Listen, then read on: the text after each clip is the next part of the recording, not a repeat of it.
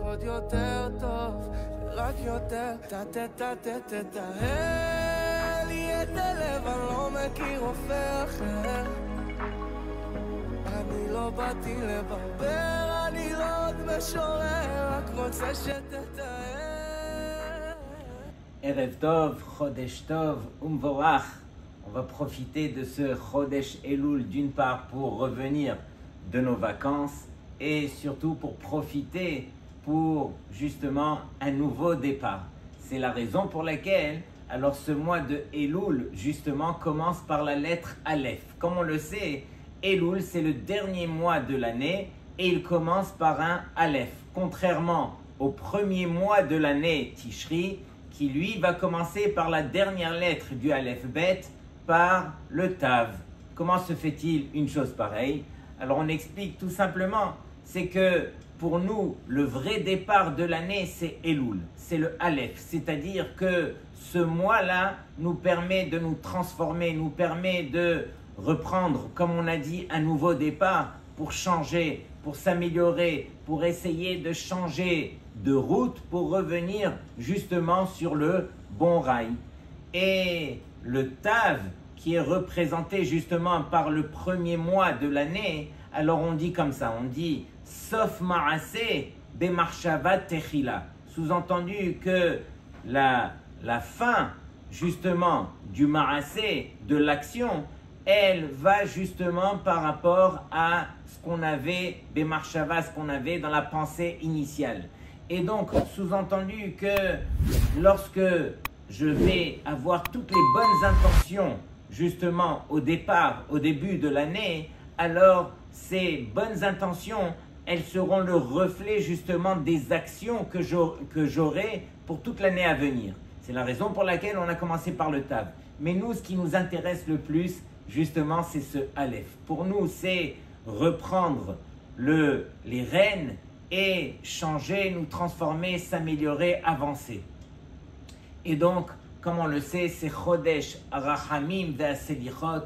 Akadosh Baruch Hu, il déverse sur nous quelque chose de magnifique, quelque chose qu'on se doit de profiter. Et Rabotai, chaque année, bien sûr, lorsque on arrive à Elul, alors on arrive motivé. Mais est-ce qu'on comprend réellement c'est quoi Elul? Une fois, alors il y a un Talmide qui demande à son Rav, qui lui dit « Mais Kvodarav, par quel miracle est-ce qu'on peut mériter un cadeau pareil où Akadosh Baruch Hu va nous accorder Elul pour nous nettoyer de toutes nos fautes?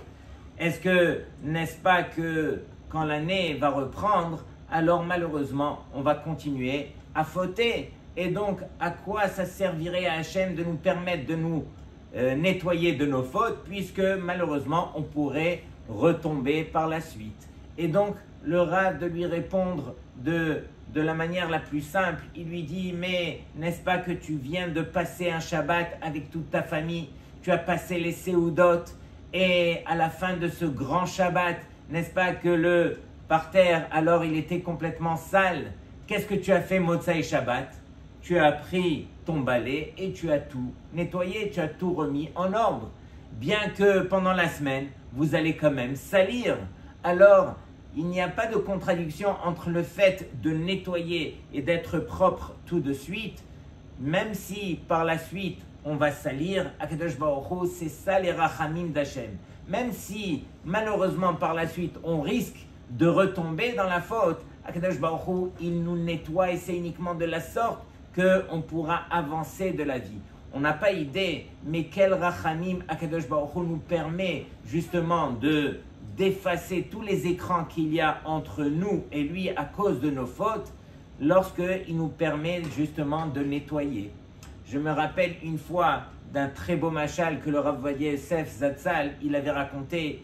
Il avait dit que il y avait deux villes qui étaient collées l'une à l'autre et il faisait beaucoup d'échanges entre les villes, et donc il y en a qui prenaient de leurs marchandises et qui allaient la vendre à l'autre, et ainsi de suite. Mais entre ces deux villes, il y avait dans une seule des deux villes, il y avait un cimetière. Et donc on était obligé d'enterrer les gens uniquement dans cette ville.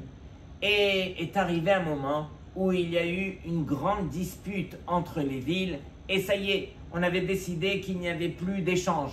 Et personne ne se parlait entre eux, mais la seule chose qui continuait entre ces villes, c'était bien sûr lorsqu'il y avait un mort, malheureusement, alors il fallait retourner dans la ville où il y avait le cimetière.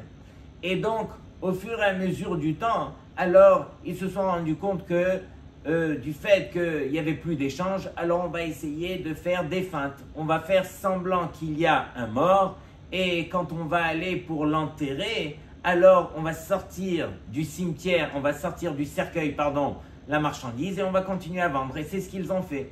Une fois, un des gardes, alors il a intercepté justement un convoi de 10 personnes qui étaient venues pour enterrer un mort, et il a dit, mais c'est pas normal, il n'y a personne qui est en train de pleurer, je n'entends pas ni de grand-mère en train de pleurer, ni de gens. Et donc il leur a dit, mais laissez-moi voir qu'est-ce qu'il y a dans ce cercueil. Et donc à partir de là, ils se sont tous mis à pleurer. Et là, qu'est-ce qu'il leur a dit? Il leur a dit, mais non, maintenant c'est trop tard pour pleurer. Si vous aviez pleuré lorsque vous êtes arrivé avec le cercueil, alors j'aurais dit, je comprends, ils viennent pour enterrer leur mort. Mais vous pleurez après, c'est déjà trop tard. Et de même, nous aussi. Alors, on n'aura pas le droit, justement, de regretter une fois que Elul est passé. Il faut profiter de chaque instant, Rabotai. S'il s'agit de pleurer, c'est maintenant. Et lorsque je parle de pleurer, alors c'est quelque part reconnaître un petit peu les choses qu'on se doit de changer, qu'on se doit d'améliorer. On est là devant Boré Olam, Akadosh Baruch Hu, lui, il a ses mains grandes ouvertes, il nous accorde une aide du ciel spécial, à nous d'en profiter pour chaque instant. Et donc, Rabotai, regardez les paroles du Gaon Mivilna. Le Gaon Mivilna, il dit que lorsque la ville de Ninvé, comme on le sait, c'était des Rechaim là-bas, c'était des Goïm, alors Akadosh Baruch Hu, il a été Merachem. Et Hachem, il a dit, je ne voudrais pas justement détruire cette ville, je ne voudrais pas punir ces Rechaim, et donc il a envoyé son prophète, nul autre que Yona, pour avertir la ville. Et Hachem a dit, Ki chai ani neum Hachem im erpotz bemot harasha, ki im beshuv rasha midarko vachaya. Akadosh Baruch Hu, il dit, je ne désire pas tuer les Rechaim. Tout ce que je veux, c'est que ce rachat, il revienne sur la bonne voie et qu'il fasse teshuva. Et donc, il a envoyé Yona pour les avertir. Mais Yona, lui, a décidé autrement. Il n'a pas voulu, justement, avertir ces Rechaim de peur qu'ils fassent teshuva. Et comme c'était des Goïm, alors ça aurait été quelque part une accusation contre les Béné Israël qui, eux, ne revenaient pas de la faute nécessairement. Et donc, Akadosh Baruch Hu, il a insisté auprès de Yona, et le Gaon Mivina, il nous dit comme ça, il nous dit, c'est écrit dans le verset, Vayachen Yona lavo ba'ir me'alech yom echad, vayikra vayomar, od arbaim yom veninve pachet. Et donc finalement, Yona était obligé, et il leur a dit, encore 40 jours, et la ville de Ninvé, elle sera détruite. Et le Gaon Mivina, il dit que quand est-ce que Hachem, il a envoyé Yona finalement? C'était Rosh Chodesh Elul. Et donc Rosh Chodesh Elul, justement, c'était pour nous montrer que ces 40 jours, alors c'est 40 jours sur lesquels on se doit de profiter. 40 jours, c'est pas par hasard. C'est un moment qui est unique pour permettre à l'homme de se transformer. De la même façon que on dit que Yetzirat Havlad, le fœtus dans le ventre de la maman, alors il se crée quelque part en 40 jours, et c'est la raison pour laquelle la Gemara dit que si on doit prier justement pour que ça soit un garçon ou une fille, alors on a 40 jours pour pouvoir le faire. Après les 40 jours, la Gemara dit Harezot Filat Shav, c'est une fila qui est en vain. Pourquoi? Parce que ça a été déjà créé, sous-entendu qu'après 40 jours, c'est déjà une création. De même, nous aussi, lorsqu'on va travailler pendant ces 40 jours, alors on va se transformer, on deviendra justement comme ce fœtus, Bria Hadasha, on deviendra justement une nouvelle création Et donc, c'est à nous de profiter justement de ce cadeau qui s'appelle 40 jours. Et donc, ici, on sait aussi, il y a un beau remez. J'ai vu un rav qui écrivait que la gematria, la valeur numérique de Ktiva ve'Hatima Tova, la valeur numérique est de 928. C'est la même valeur numérique que Elul et Rosh Hashanah. Faites le compte, vous allez voir que Elul et Rosh Hashanah équivaut à 928. Mais la question qu'on pose, c'est que Ktiva ve'Hatima Tova, ça ne correspond que à Rosh Hashanah et à la limite à Yom Kippour. Qu'est-ce que Elul vient faire ici? Alors, justement, Rabotai, Elul, c'est obligatoire. Elul, c'est ce mois qui nous permet d'arriver justement à nous préparer à réaliser un petit peu ce qu'on doit, quel est l'enjeu de Rosh Hashanah. Si on est projeté directement par Rosh Hashanah sans justement profiter de se transformer, alors devant qui on va arriver? Devant Hachem, mais est-ce qu'on va arriver à l'endroit ou à l'envers? Ça dépend de nous. Et donc, justement, c'est ce cadeau qu'on se doit de profiter. Le Ben Ishraï, il donne un remez magnifique dans la paracha de Lech Lecha, lorsque il y a eu la mériva, il y a eu la dispute entre les bergers, justement, de Abraham et les bergers de Lot, son neveu. Alors, Abraham, il a vu cela et il a appelé Lot et il lui a dit, on ne va pas se disputer. Halo kol haaretz lefanecha, toute la terre, elle est devant toi. Hiparedna me'alai, sépare-toi de moi. Im hasemol ve'emina ve'im hayamin ve'asmeila. Alors, si toi tu vas à gauche, alors moi j'irai à droite, ou sinon le contraire. Et dans cela, regardez bien le remez que le Ben Ishraï nous dit, c'est quoi hiparedna me'alai? Sépare-toi, na, c'est la valeur numérique de 51. 51, ce sont depuis Rosh Chodesh Elul jusqu'à la signature finale de Hosha'ana Rabbah, alors ça fait 51 jours. Et donc ici le remez, il est tout simple. Tout celui qui va se séparer de son Yetzer Hara, des fautes qu'il a tendance à faire au travers de toute l'année, il va se préserver pendant ces 51 jours. Akadosh Baruch Hu va l'aider au travers de toute l'année. Il va le sauver. Et donc, ce sont des jours qui sont tellement chers, tellement importants. Celui qui en profite, alors ça lui permettra de se transformer et d'être préservé pour toute l'année à venir. Et Rabotai, on n'a pas de plus grand cadeau que le simple fait que de pouvoir justement se rapprocher d'Hachem.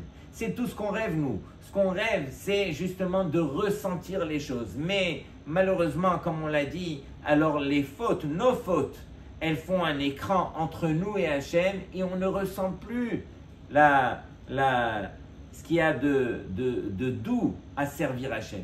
Et donc le plus important, si déjà on fait Torah ou Mitzvot, alors qu'on le fasse en ressentant les choses. Rabotai, le tour qui est la base du Shulchan Aruch, qui est un livre purement de halakha, lorsqu'il commence les halachot justement de Rosh Hashanah, Siman, Tafkuf Pe Aleph, alors le tour, lui, au lieu de commencer par la halakha, il dit Tana Deve Pirkei de Rabbi Eliezer. Et il ramène une agada, il ramène une histoire au lieu de ramener la halakha pure. Et j'ai vu aussi que dans Torah chez Be'alpé, la Torah orale commence justement par la première Mishnah, mais Matai Korin et Shema Ba'aravin, alors on commence directement par Divrei Rabbi Eliezer, par les paroles justement de Rabbi Eliezer. Et c'est pas par hasard, Rabotai, si le tour a choisi de commencer par les paroles de Rabbi Eliezer, c'est que quelque part il vient justement nous indiquer c'était qui Rabbi Eliezer. Rabbi Eliezer ben Orkenos, un des grands maîtres de la Mishnah, un des maîtres de Rabbi Akiva. Rabbi Eliezer, comme on le sait, à l'âge de 28 ans, il fait Teshuvah. Il dit à son père qu'il veut aller étudier la Torah. Son père qui était immensément riche et qui avait des terrains et tous ses frères travaillaient dans les terrains. Lui, à l'âge de 28 ans, il décide de quitter et de se transformer, d'aller étudier la Torah à Yerushalayim chez Rabban Yochanan ben Zakkai. Et lorsque Rabbi Yochanan ben Zakkai a vu quel Messirut Nefesh, quel don de soi il avait, il sentait la mauvaise odeur qui sortait de sa bouche puisqu'il n'avait rien mangé depuis combien et combien de jours, il ne mangeait que des racines. Alors à partir de là, Rabbi Yochanan ben Zakkai lui a fait une bracha, il lui dit que de la même façon que je sens cette odeur sortir de ta bouche, alors ta bouche, elle aura le mérite d'éclairer tout le Am Israël, justement par la Torah. Et ce Rabbi Eliezer, justement, il vient sous forme d'image de nous montrer que tout le monde peut se transformer. Même celui qui est parti au plus bas des bas, même celui qui s'imagine que ça y est, chaque année je joue au même jeu, j'arrive devant Hachem, je commence les slichot, j'arrête en plein milieu et je continue à fauter, l'année elle est passée, est-ce que je me suis réellement amélioré? Alors à Botaï, c'est ce que le tour vient nous enseigner.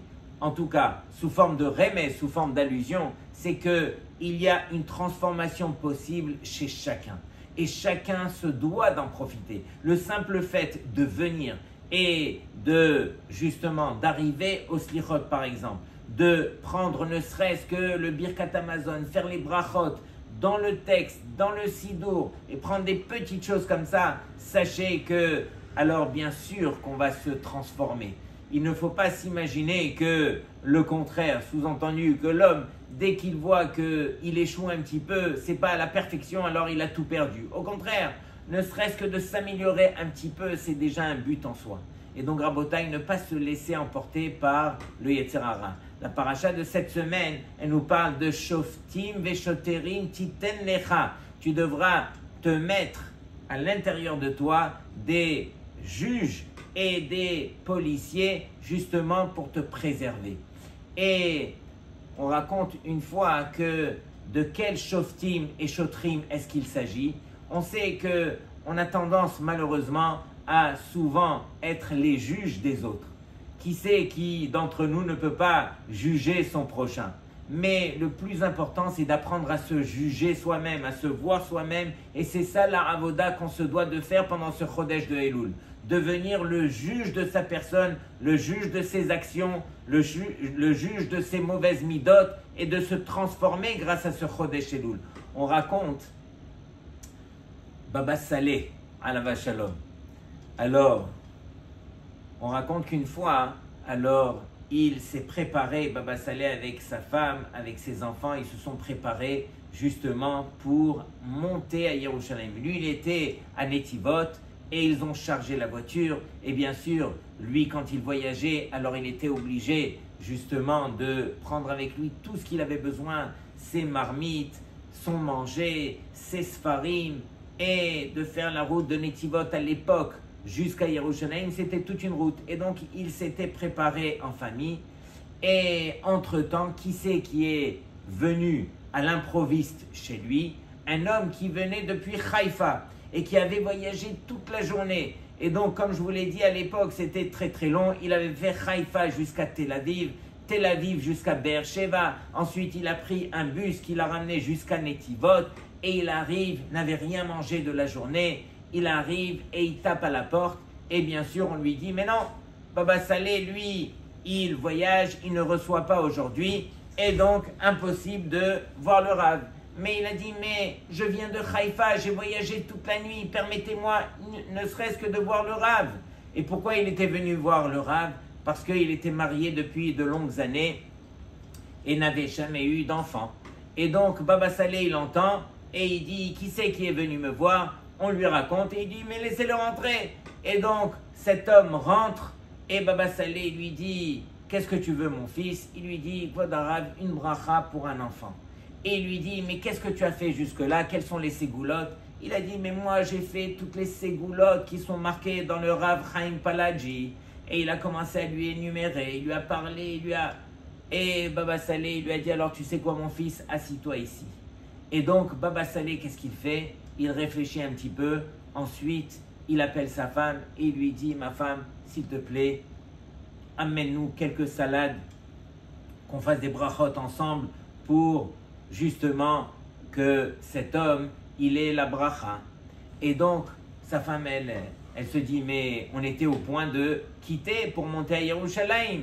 Et bon, elle écoute, Ishak Shera Osa Retzon Ba'ala, une femme cachère, elle fait selon la volonté de son mari, et donc elle va dans la cuisine, elle prend tout ce qu'elle peut, et elle fait quelques salades, elle les amène, et donc Baba Salé lui dit, mais est-ce qu'on pourrait avoir aussi un peu de pain? Et donc, elle va chercher le pain, et elle se dit, mais quoi, ils vont s'attabler, mais qu'est-ce qui se passe? Et donc, ils font Netilat Yadayim, ils font Motzi, et ils mangent les salades. Une fois qu'ils ont fini les salades, Baba Salé, bien sûr, il parle avec cet homme, il retourne voir sa femme et lui dit, ma femme chérie, s'il te plaît, un peu de poisson. Un peu de poisson? Ah, mais bon, elle ne dit rien, elle retourne et elle va chercher encore du poisson. Et à l'époque, bien sûr, il n'y a pas de micro-ondes ou quoi. Il fallait faire sortir le poisson, il fallait le cuisiner, il fallait le faire, ça prenait du temps. Et en fin de compte, elle a cuisiné le poisson, elle leur amène le poisson. Ils mangent le poisson et après le poisson, il retourne voir sa femme, chérie, s'il te plaît, un peu de viande. Ah, un peu de viande. Mais quand est-ce qu'on va voyager? Mais encore une fois, elle retourne, elle fait la viande comme elle peut et jusqu'à ce qu'elle la ramène. Et donc ils s'attablent encore une fois, ils continuent le repas et ils ont mangé la viande et même le dessert. Et à partir de là, alors on voit que Baba Salé, il lui fait une bracha et il lui dit, mon fils, tu auras un enfant, ça sera un garçon et tu l'auras cette année, Be'ezrat Hashem. Et lui, il reçoit la bracha du tzaddik et il rentre chez lui. Et donc, toute la famille, ils disent à Baba Salé, alors on n'a plus une seconde là, on a perdu tellement d'heures et tout ça, qu'est-ce qui s'est passé? Et donc, tout le monde monte dans la voiture et ils s'en vont en route vers Yerushalayim. Et donc, bien sûr, ils n'ont pas pu s'empêcher de dire, Vodara, mais pourquoi tu nous as fait traîner autant? Il fallait lui faire une bracha, qu'il est un garçon, et c'est bon, et on voyage. Pourquoi on a fait tout cela? Alors, il leur a dit, écoutez bien, lorsque j'ai vu cet homme, alors je n'avais rien à lui dire pour lui permettre d'avoir justement la bracha d'un garçon. Et donc, qu'est-ce que je me suis dit? Je me suis dit, bon, alors tu sais quoi? On va prendre sur nous quelque chose. Et donc, j'ai demandé à ma femme, je lui ai demandé d'abord les salades. Et j'ai vu que c'était déjà assez lourd pour elle. Elle devait retourner, préparer, et tout le monde qui attendait. Et ensuite, on a fait même motzi. Après, j'ai demandé le poisson. Après, j'ai demandé même la viande. Et quand j'ai vu que tout le monde avait pris sur eux, c'était un travail des midot. C'était un travail qui était insupportable. Alors, j'ai dit, s'il te plaît, Akadosh Baruch Hu, par ce travail qu'on a fait sur nous-mêmes, on a pris sur nous, alors réjouis ce Ben Israël qui a besoin d'un enfant. Et grâce à ce travail que vous avez pris sur vous, alors justement, alors il a eu un enfant. Mais Rabotai, ce qu'on retient de plus important, c'est que, comme on a dit, c'est très facile d'être chauffette, d'être un juge sur les autres. Mais le plus important, comme il l'a fait, comme il l'a montré, Baba Salé, c'était de prendre sur soi. Lorsqu'il a vu que cet homme n'avait pas de garçon, il ne lui a pas fait un reproche à lui. Il a pris sur lui, avec sa famille, ils ont pris sur eux de s'élever, et grâce au fait de s'élever, alors ils ont réussi justement à accorder la bracha. De même, nous aussi, Rabotai, on est dans ces moments qui sont uniques, Chodesh Elul, où chacun d'entre nous, lorsque on va faire une action, alors c'est une action qui va nous permettre de nous élever. Et chacun d'entre nous, on doit justement apprendre à être juge de nous-mêmes, justement pour pouvoir nous transformer et profiter, pour pouvoir avancer. Et c'est uniquement de la sorte que, justement, on méritera d'arriver à Rosh Hashanah avec la tête haute grâce aux actions qu'on aura fait au travers de tout ce mois. Rabotai, c'est 30 jours de Elul, après 10 jours de Aseret Yemei Teshuvah, on profite de chaque instant, chaque jour on se doit de fournir un effort supplémentaire et chaque jour qu'on s'assoit avec soi-même déjà, qu'on réfléchisse, qu'on essaye de changer, bien sûr tout cela grâce à la Simcha, on revient des vacances, on a profité, on se doit de remercier Hachem. Le moyen de remercier Hachem, c'est de fournir un petit effort. Rabotai, que ce mois nous accompagne et qu'on profite et qu'on chérisse chaque instant de ce mois-ci. Shabbat Shalom les Kulchem.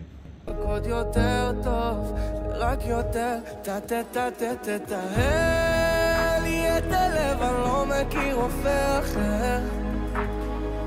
אני לא באתי לברבר, אני לא עוד משורר, רק רוצה שתתאהל